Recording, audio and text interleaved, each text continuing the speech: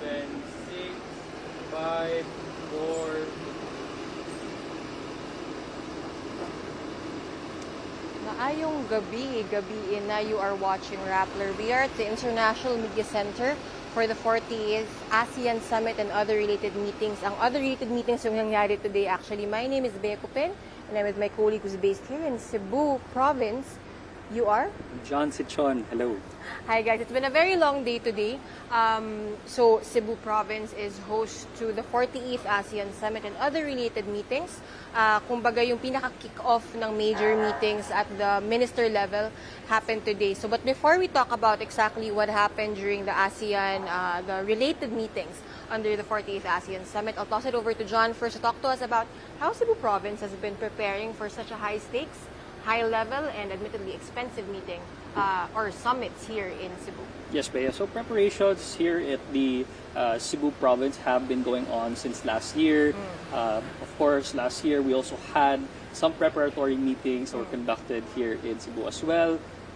Most of us, we've seen from our previous videos, we were at the International Media Center held at Bay Hotel. And now we're here at the new International Media Center at the Mactan World Museum here in the Mactan New Town. And it's very interesting because most of the events are happening here in the island of Mactan, where the airport is, and the Mactan International Airport. So when it came to preparations, a lot of the considerations were primarily focused on the island of Mactan.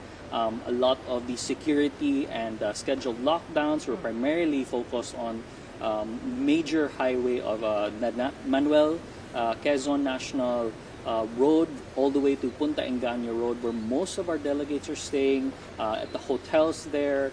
And of course, earlier this week, at least around 10,000 security personnel were deployed to make sure that the roads were safe. And since last week, I've noticed that most of our security personnel would come in pairs, making sure that the road is safe.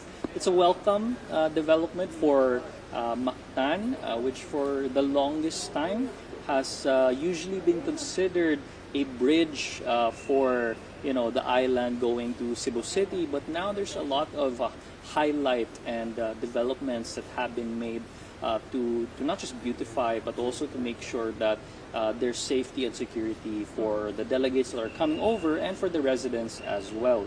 I'm sure you've also heard that, of course, they're holding the 48th ASEAN here at the Mactan Expo, which is here at the Mactan New Town.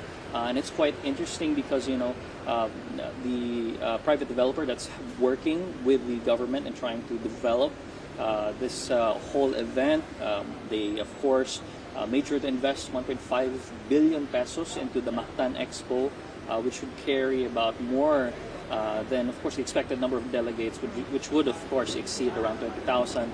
But, of course, we're only going to be expecting the leaders, the foreign ministers, and, of course, VIPs to be attending these meetings and events. And so most of those preparations were already done since last year.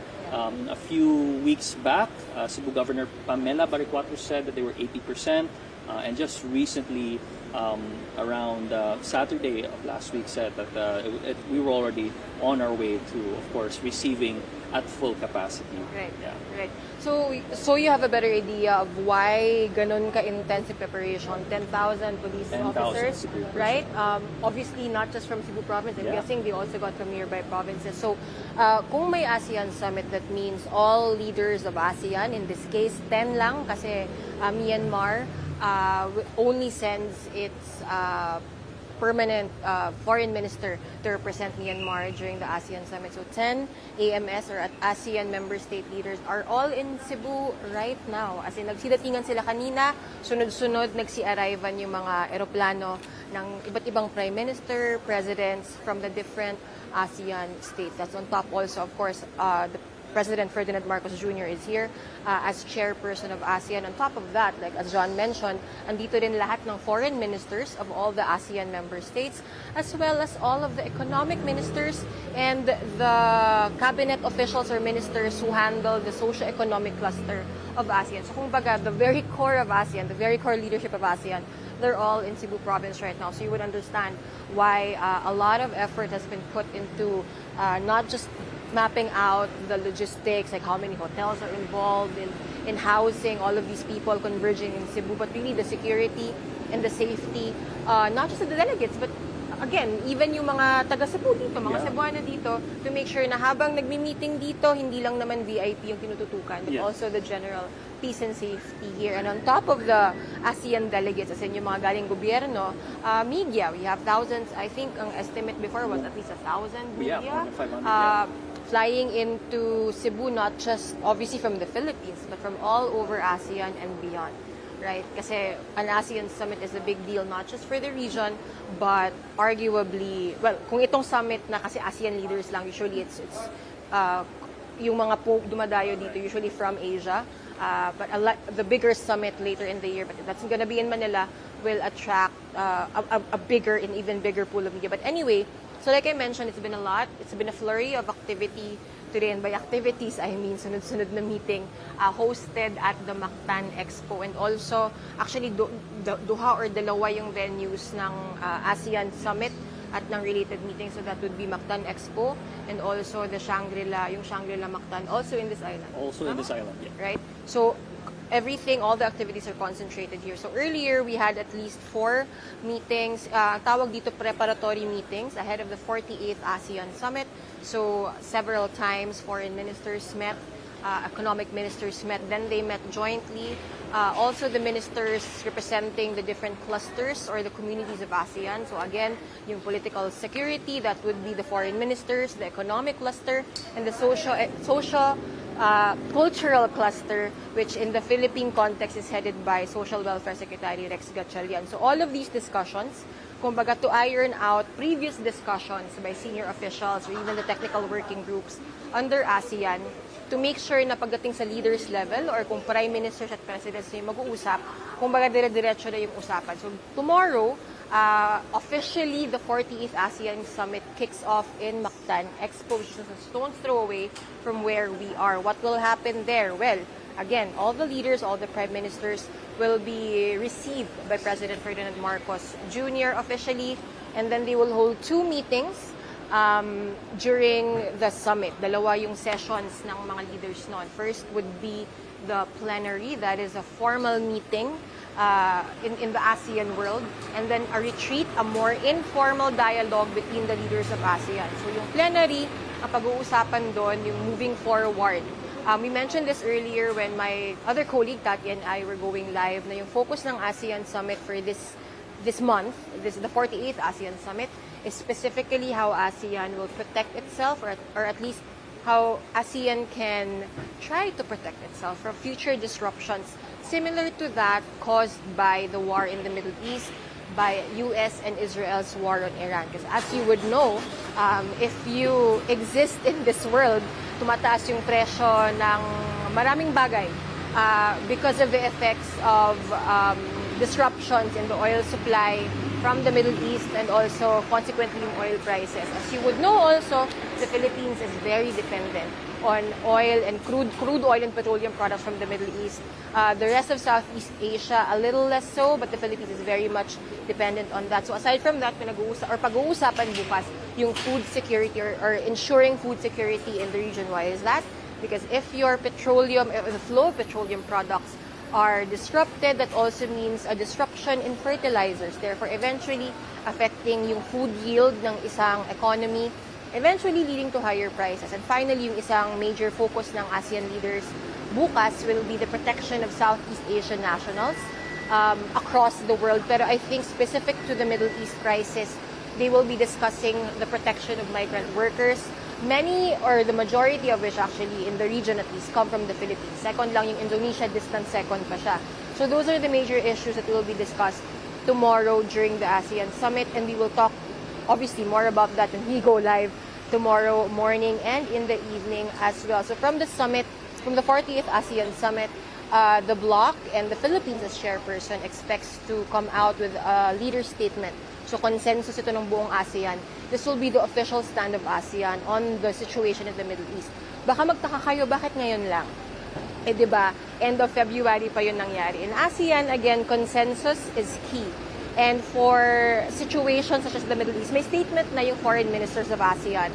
But the highest level, kumbaga, is of course the leaders level statements, which would require a summit in this context. So this is the first summit of the year, therefore the first time for the leaders themselves to approve an ASEAN stand on what's happening in the Middle East, what it thinks of what's happening in the Middle East, and how it puts itself in the very admittedly complex geopolitics that has ultimately affected the economy, the global economy, frankly. So aside from that, again, yung ASEAN din kasi bukod sa mga summit mismo at sa mga main meeting, kaya rin siya flurry of activity because a lot of leaders and a lot of countries take the opportunity to hold side events or side meetings. In fact, Philippine President Ferdinand Marcos Jr. met with his Vietnamese counterpart, newly appointed, the newly appointed Prime Minister. It's his first ASEAN, so syempre nag-bilateral meeting sila kanina. But the true highlight, or I guess the bigger highlight of today in the context of ASEAN would be a side meeting, a trilateral meeting, brokered or facilitated by the Philippines as chair of ASEAN between Cambodia and Thailand. So if you can recall, in July 2025, nag-escalate into hostilities yung border tensions ng Cambodia and Thailand. There were clashes, there was a lull, and then clashes again. Fortunately, in December 2025, in what has been described as a fragile peace deal, nagkaroon naman ng peace deal, pero ayun nga, wala pa, thankfully, tensions na nag-escalate ulit. But again, it's something that ASEAN is keenly invested in protecting and even further de-escalating, siguro in hopes of a longer-term peace deal for its neighbors, Cambodia and Thailand. So this would be actually President Marcos's first time directly involving himself in talks between Thailand and Cambodia. To end today, nag-joint press conference si President Marcos and his counterparts from Cambodia and Thailand to talk about their meeting. Based on their discussions, parang kumbaga cautiously optimistic na at least nag-uusap sila at may commitment from both sides, Cambodia and Thailand, to kumbaga in Marcos's words, now is not the time for war, it's a time for peace. Right? So ang paulit-ulit na message kanina, whether it be Secretary Lazaro, Secretary Roque, or even President Marcos himself, is the importance of ASEAN coming together, working together, and in fact, talking to each other at times of crisis. Kumbaga, ang isang sinabi ni Secretary Lazaro kanina, it's at times like these na dapat mag-usap at hindi magkanya-kanya yung members of ASEAN. And more will happen tomorrow. Of course, bukas yung pinaka-meet, kumbaga, ng ASEAN Summit will still be here, reporting to you live from the IMC. And in fact, tomorrow, after all of the summits, President Marcos will be holding a press conference as chairperson of ASEAN. John will be there, I will be there, Tati will also be there, reporting to you live with updates from ASEAN. So if you want more updates, there's actually a live updates page on the Rappler website, or you can download the Rappler app. There's a communities, global insecurity channel there with updates as well. Do you want to add anything about how Cebu is feeling about this ASEAN Summit? Well, the general consensus coming from the Cebuanos is it's a good time and opportunity to be able to bring in investments, try to strike discussions on how we can, of course, maneuver this whole energy situation, the whole oil crisis, and how we can best move forward. And coming from, of course, experts who we've talked to, coming from the University of the Philippines, Cebu, and even from the Cebu electricity rights advocates, they very much want to highlight how most of the energy crisis is very much linked to the food crisis, to ensuring food security in the country, because of course, you know, what's happening in the Middle East right now, how the Strait of Hormuz is affected. Most of the resources that are being, of course, delivered through that strait, ammonia and other chemicals that are utilized in agriculture and farming, is also impacting agriculture here in the Philippines as well. So there's a lot of talks about how we can start implementing new technologies. Like of course, they're very much interested in how they can start changing energy reliance from oil to more renewable energies. So Cebuanos are very much interested in that aspect of the discussions, primarily because that was the priority set forth by, of course, the ASEAN for this year. Right. So we will see you tomorrow bright and early. Curtain raise. We will walk you through again what to expect tomorrow. And of course, we'll end the day tomorrow with a recap of what was discussed during the ASEAN Summit and from Marcos's press conference. You have been watching Rappler. I am Bea Cupin. I'm John Sitchon. Good night.